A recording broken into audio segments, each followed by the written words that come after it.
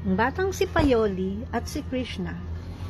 Si Payoli ay 5 taong gulang na bata na kailangan niya ng mag-aral sa school. Pero ang kanilang bahay ay napakalayo sa eskwelahan. Kailangan pang tumawid muna sa gubat. Kahit na ganun kalayo ang kanyang paaralan, ay kailangan pa rin niya mag-aral. Sa unang araw niya sa eskwelahan, sa kanyang pagbabalik sa bahay, tinanong ni nanay niya, "Payoli, kamusta ang iyong araw ng pag-aaral sa eskwelahan?" Ang sagot naman ni Payoli, "Nay, napakaganda po sana na mag-aral ako sa umaga, papunta sa eskwelahan, at sa eskwelahan ay napakasaya ko dahil marami akong natututunan at marami akong kaibigan. Ngunit pagpapauwi na ako at daraan sa gubat, natatakot ako, Nay, kasi dumidilim na. Tapos, dami kong naririnig na mga tunog ng hayop. Iba-ibang tunog ang naririnig ko, nakakatakot. Yun, paano po kaya yun? Natatakot ako talaga pagpapauwi na." Ang sagot naman ni nanay niya, "Ganitong gagawin mo. Pagkapapauwi ka na, o kaya pagkadaraan ka sa gubat, lagi mong tatawagin si Krishna. Dahil si Krishna ay kaibigan natin. At kung siya ay tatawagin mo lagi, di ka na matatakot." Ganun nga ang ginawa ni Payoli. Kinabukasan, sa kanyang pag-uwi at dumidilim na sa gubat, ay tinawag niya si Krishna. "Krishna! Krishna! Nasaan ka?" Nang nagpapakita. Hanggang talagang dumidilim na, lumalakad si Payoli. Iyak na siya, umiiyak na siya. "Krishna! Krishna! Natatakot ako, nasaan ka na?" At maya-maya, ay lumitaw si Krishna sa kanyang harapan. Ang ganda ni Krishna. Dark yung kanyang complexion. Bluish. Pagkatapos, merong bell sa kanyang paanan. Merong pikak sa kanyang mga buhok. Ang ganda ng mga mata niya. At tuwang-tuwa si Payoli dahil nakita niya si Krishna. Kakaibang pakiramdam talaga ito. Simula nun, araw-araw, ay masaya na si Payoli sa pagpunta sa eskwelahan at sa pag-uwi sa kanyang tahanan, kahit daraan pa siya sa gubat.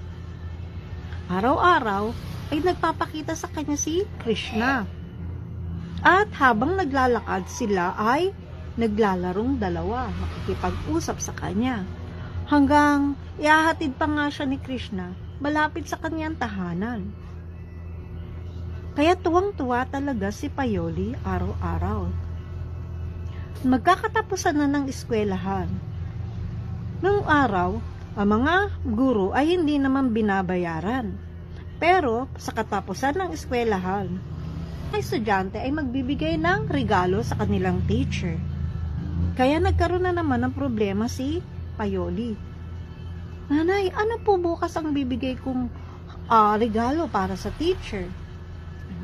Sabi ni nanay, "Napakahirap lamang natin, anak. Meron akong pitchel dito, lagyan na lamang natin ng gatas. Yun na lamang ang ibigay mo para sa iyong teacher." Ganun nga ang ginawa ni Payoli kinabukasan. Nang papapunta na siya sa gubat, ay tinawag niya si Krishna. "Krishna! Krishna! Pitchel Krishna na merong lamang gatas. Gusto mo, tikman mo?" At tinikman nga ni Krishna ang daladalang gatas ni Payoli. Napakasarap naman ito," sabing ganun ni Krishna. Tapos, "Sige, ibigay mo na yan sa teacher mo." Pagkatapos na nakarating siya sa eskwelahan, nakita ng mga classmate niya na ang liit lang ng pitchel. Tawanan sila.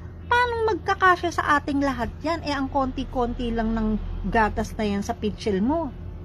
Pero ang guru naman, tinanggap pa rin ang regalo ni Payoli. Ay binigyan niya ng gatas. Nagtataka siya. Ang dami-dami ng kanyang estudyante at nilalagyan niya ang mga baso nito. Ngunit ang gatas ay hindi nauubos sa pitchel. Sabi niya ganun. At napakasarap ng gatas na ito. Kaya nagtaka yung teacher niya, "Saan mo to nakuha ang pitchel na to na may gatas?" Sabi naman ni Payoli, "Bigay po sa akin yan ng nanay ko at tinikman ni Krishna." Sabing ganun. Ha? Sinong Krishna? Gusto nyo sumama kayo sa akin at ipapakilala ko siya sa inyo. Hindi maubos-ubos ang gatas na to sa pitsil. Sige, gusto ko siyang makilala. Sumama nga ang teacher kay Payolin pagkatapos ng eskwelahan. Nung nasa gubat na sila, tinawag ni Payoli si Krishna. Krishna, Krishna, gusto kong makilala ng aking guro. Aming ganun. Nagpakita si Krishna kay Payoli. At nakipag-usap siya. Krishna, Krishna, ito yung teacher ko. Teacher, si Krishna. Krishna, ito yung teacher ko, oh. Sabi niya ganun. Nakikita ni Payoli si Krishna, ngunit ang guro, hindi niya nakikita si Krishna. Ang nakikita lamang niya ay nagsasalitang mag-isa si Payoli.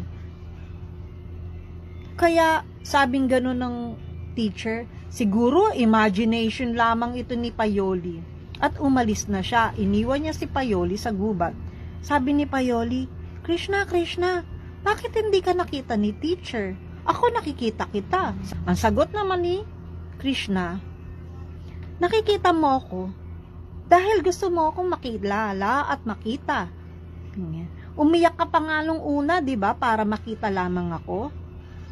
Ngunit ang teacher mo, ang gusto lamang niya ay malaman kung saan nanggaling ang gatas.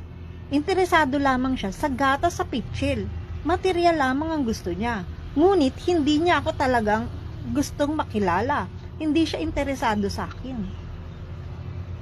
Kanya, hindi niya ako nakita.